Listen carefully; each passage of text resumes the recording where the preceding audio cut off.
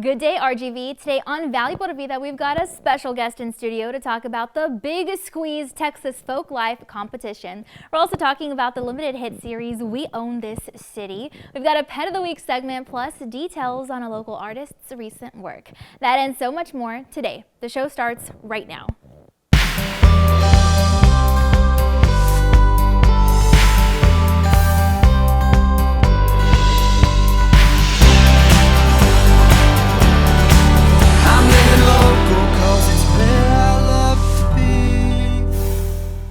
Hi there, and thanks for joining us today. I'm your host, Danielle Banda. Now, today is going to be really exciting because we are talking about the Big Squeeze presented by Texas Folk Life. See, as part of their mission to preserve and present our state's diverse cultural heritage, they promoted Texas accordion music genres into the program.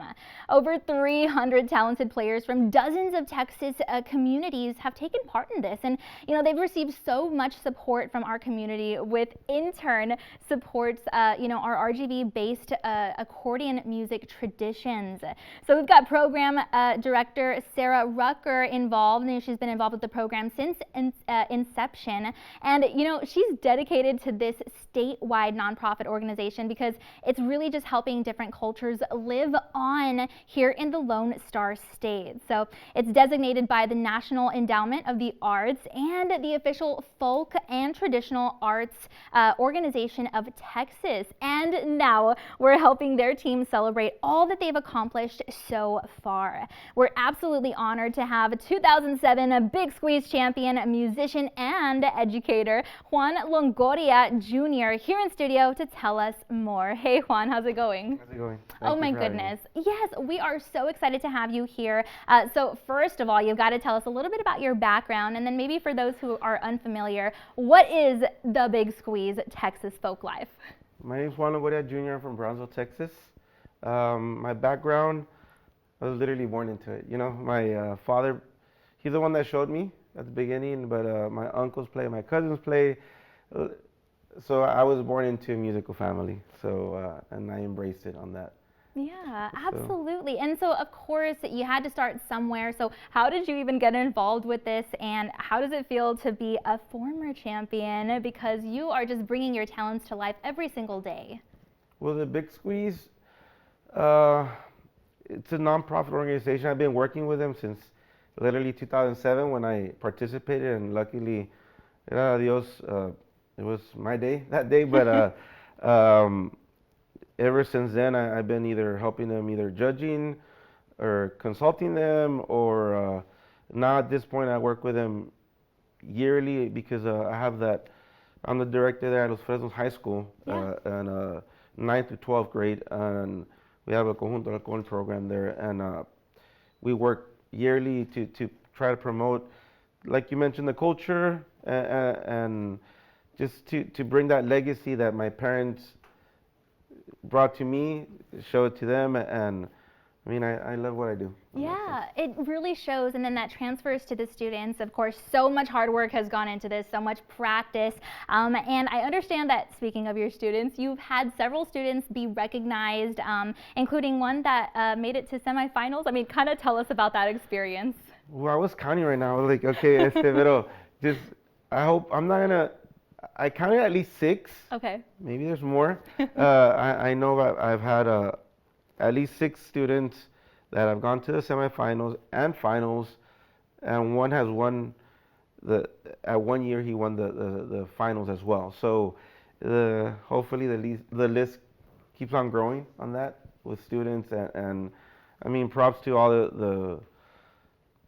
the participants. I mean, regardless if they're from the Valley or within the state of Texas, props to them that they're continuing with the traditional music and twisting it up here and there, but just that we keep the culture going. Yeah, absolutely. And speaking of that, there are so many hands that came together to make this possible. And I want to know, how does it feel to have the community's support, your family, your colleagues, and of course, the students who are supporting you for supporting them?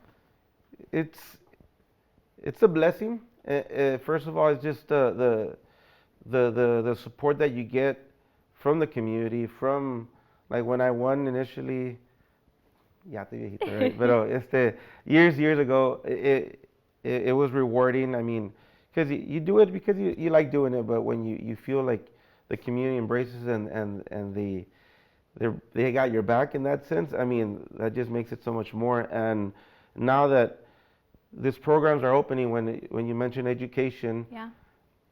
it's booming. I mean, right before it was 1, 2, 3 programs in the state of. Now there's all over the valley that they're putting into the curriculum. Now I think they're looking for teachers. Now es lo que falta ahorita ya. So, but it's growing, and so it just keeps this culture that's been around for 100 years, literally, like alive. And toda la vuelta, everything's a cycle. So it's a good time to be at the high school right now. I know a lot of parents say, I wish we could have had a conjunta at high school, whatever. But I mean, maybe now their kids or their grandkids have that opportunity. Yeah, and it's all thanks to the work that you guys are doing. Of course, you love music, and you love this type of music. So maybe tell us a little bit about that and why you love it. What does it make you feel? I know you have a passion for it. Well, if you love what you do, I mean, it could be music or anything else. Nothing's forced, you know. If you're gonna do it forced, you're not gonna do a good job at all. Yeah. I mean, that's the way I feel. But I was born, like I said, like I've been hearing music since I was born. So luckily, I liked it. I fell in love with it, and I do it. I mean, it's part of my job. I mean, regardless if I'm not in the education world, it followed me throughout every job, you know. So and wherever I go, the music's there. So it's just a big part of me. I mean. Yeah, well, we are so proud of everything you're doing, and we thank you so much for helping to inspire students in the Valley as well. Thank you so much for that. And you guys, please feel free to visit texasfolklife.org for more information on everything we've talked about today, as well as all future events happening in our state, so that you can check it out for yourself. And since we're presenting you with tons of entertainment on today's show, let's go ahead and talk about Emmy Buzz from the limited hit series called We Own This City. Our team had the chance to speak with the leading actor himself about his experience working on the project. Again, there's Emmy Buzz for this series from outlets like Gold Derby and Variety, and the plot regards a real-life character following his life and his career based off a book. The series has already received fantastic reviews on IndieWire, The Hollywood Reporter, and other sources. And we're so excited to give you all insider details right now.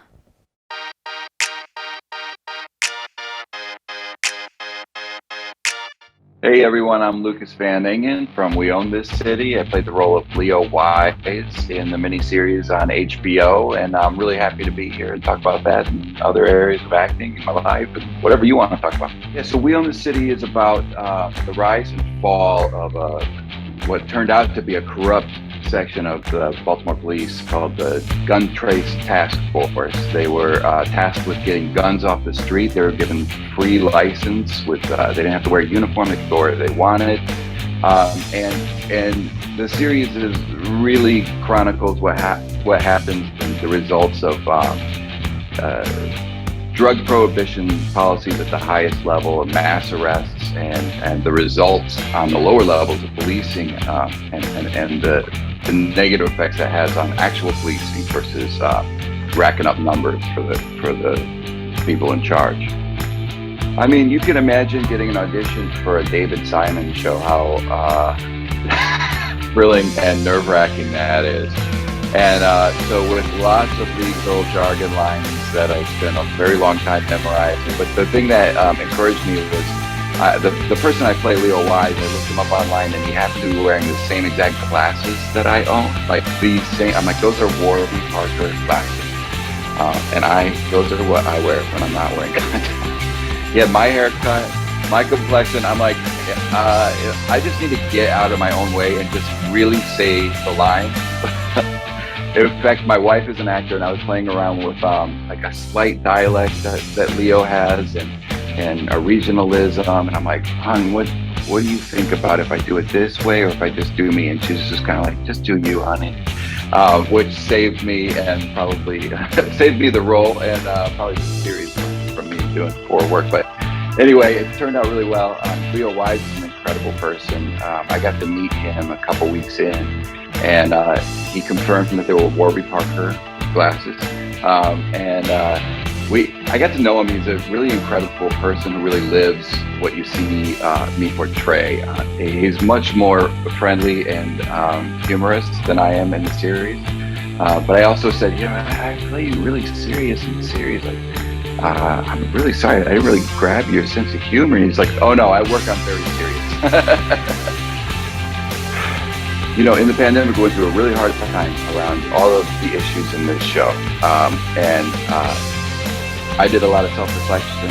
A lot of my friends did. I learned from my friends. I continue to learn from my friends. And this show really grabs both sides of the argument, and it's looking at not just the bad policing, it's looking at what causes bad policing. Go ahead and check out the trailer for yourself so that you don't miss this amazing hit series. Something else that you're gonna want to check out? Well, all the amazing and loving dogs and cats that are up for adoption at our local animal shelters. Whether you volunteer your time or any resources like food, collars, blankets, or you decide to foster or adopt a pet, your help goes a long way and can really help make a difference. Our team dropped by one shelter to learn about the various ways that we can lend a hand in their mission for today's Pet of the Week segment, brought to you by Best Friends Animal Society.